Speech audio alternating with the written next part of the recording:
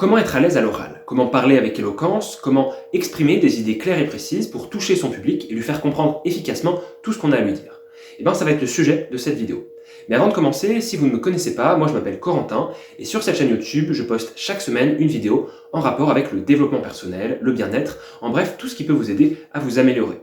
Donc si ça vous intéresse, si vous voulez profiter de tous ces conseils et de toutes ces informations que je partage avec vous toutes les semaines, je vous invite à vous abonner.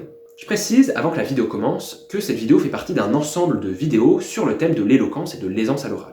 Dans cette vidéo, on va plus précisément parler de l'histoire de Démosthène, l'un des plus grands orateurs que la Grèce antique ait jamais connu.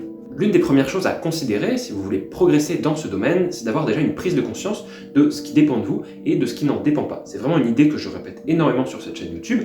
Petite idée du stoïcisme, si vous l'avez reconnu. Vraiment réussir à trouver, à identifier ce qui vous bloque et ce qui vous empêche de progresser et d'aller à l'étape supérieure. Maintenant, je vais vous raconter une petite histoire qui, je l'espère, vous inspirera. Je vais vous parler de Démosthène. Démosthène, qui c'est? C'est un orateur de la Grèce antique. Il naît en 384 avant Jésus-Christ et il provient d'une famille très riche. C'est-à-dire que ses parents sont marchands d'armes, donc on peut dire que Démosthène, il pèse plutôt dans le game, vraiment, il est là, il a beaucoup d'argent. Petit problème, ses parents meurent alors qu'il a 7 ans et il se retrouve donc orphelin. Comme à 7 ans, il ne peut pas profiter, on va dire, de la richesse et de toute la fortune de sa famille et être majeur, légal, etc., on le confie à des tuteurs, donc 3 tuteurs, qui vont en fait avoir pour charge de veiller à son éducation et d'entretenir sa richesse, sa fortune, l'héritage de ses parents en fait, jusqu'à ce qu'il devienne majeur pour pouvoir en profiter. Petit problème, est-ce que c'est parce que ces tuteurs sont stupides et ne savent pas gérer l'argent ou alors à l'inverse qu'ils soient très malveillants et qu'ils aient voulu faire ça volontairement, mais ces tuteurs dilapident la fortune de Démosthène.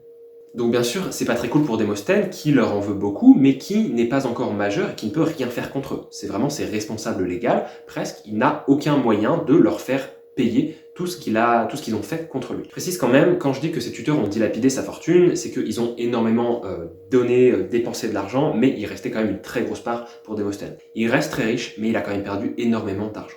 Et un jour, à 16 ans, Démosthène va vivre un événement qui va donner un tournant très radical à sa vie. À 16 ans, qu'est-ce qu'il va faire Démosthène? Il va assister au procès de Callistratos. Qui est Callistratos? C'est un orateur grec, un homme politique.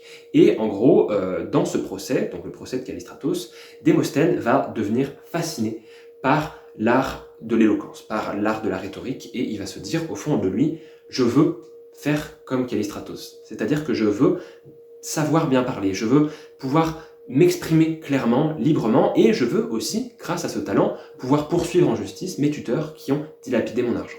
Sauf que, gros problème, Démosthène, il n'est pas très charismatique, honnêtement. C'est un jeune qui est plutôt petit, plutôt timide, assez fragile, honnêtement, et il a des problèmes d'élocution. On voit qu'il n'a pas confiance en lui, il a du mal notamment à dire certaines lettres, comme la lettre R, il bégaye, et du coup il y a tout ce petit côté qui fait que quand il fait son premier discours, et il s'entraîne devant les autres, tout le monde se fout de sa gueule, honnêtement. Personne le prend au sérieux, et tout le monde lui dit, écoute, l'art de la parole, la rhétorique, l'éloquence, c'est pas fait pour toi, retourne avec ce qui te reste d'argent, et oublie ce projet fou, tu n'y arriveras jamais, c'est impossible pour toi. Sauf que Démosthène, il se laisse pas abattre.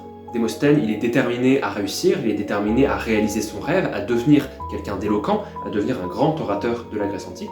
Et c'est pour ça qu'il va travailler très dur pour réussir à réaliser son rêve, tout simplement.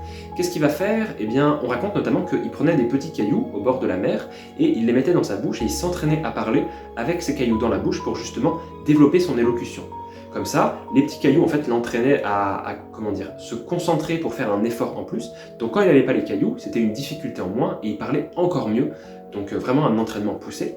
On raconte aussi que Démosthène, il courait jusqu'à la mer de toutes ses forces. Il sprintait comme pas possible et une fois qu'il arrivait sur le rivage, il déclamait son discours face au rugissement des vagues qui venaient s'échouer sur le rivage et il essayait justement de couvrir le bruit des vagues par son discours. Et il s'entraînait vraiment pour essayer vraiment de parler plus fort que le bruit des vagues qui venaient, alors qu'il était essoufflé, qu'il venait de courir je ne sais pas combien de distance, mais à fond.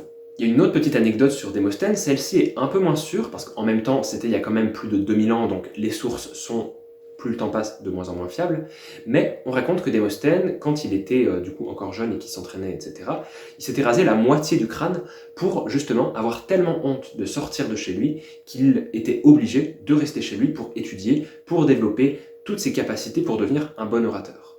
Et ça, c'est vraiment une preuve de détermination, parce que j'en connais très peu qui seraient capables de faire comme lui.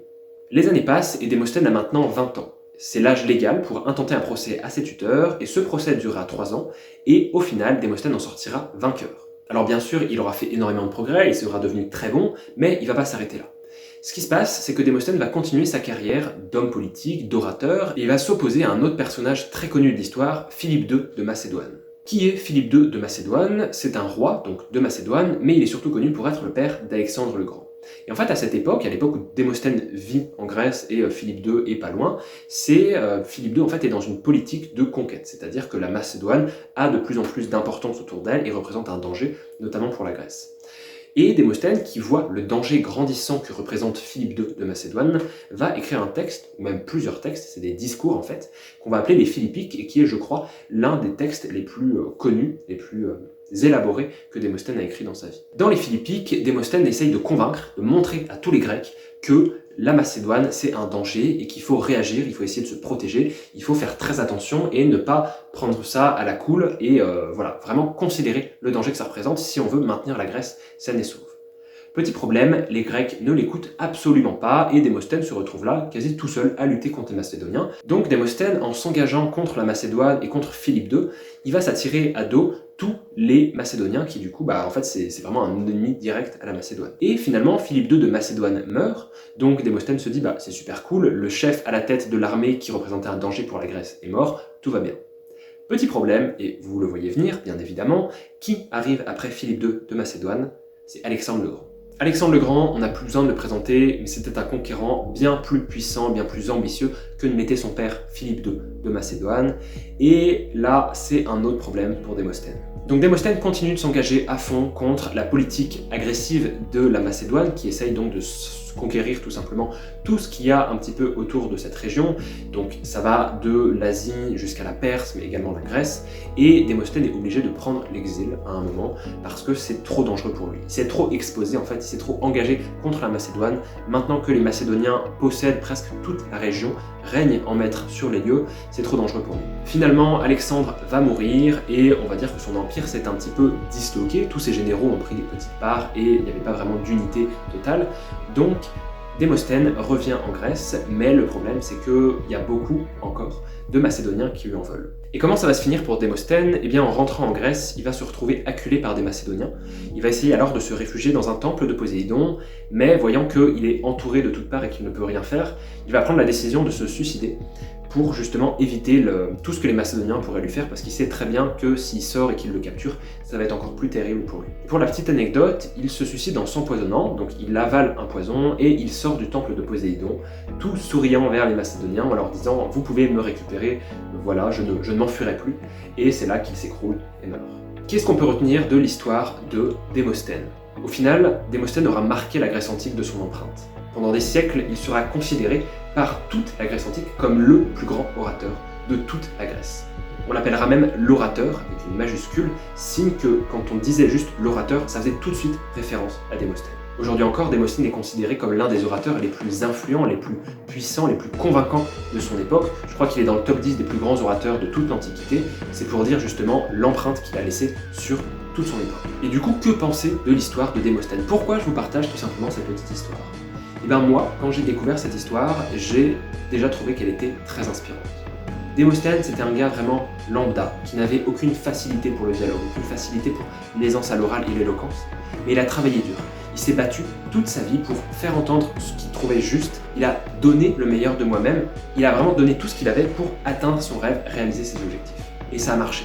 Parce que d'enfant bègue, assez timide, assez fragile, qui n'avait aucune facilité à s'exprimer à l'oral, il est devenu, pour beaucoup, le plus grand orateur que la Grèce antique ait jamais connu.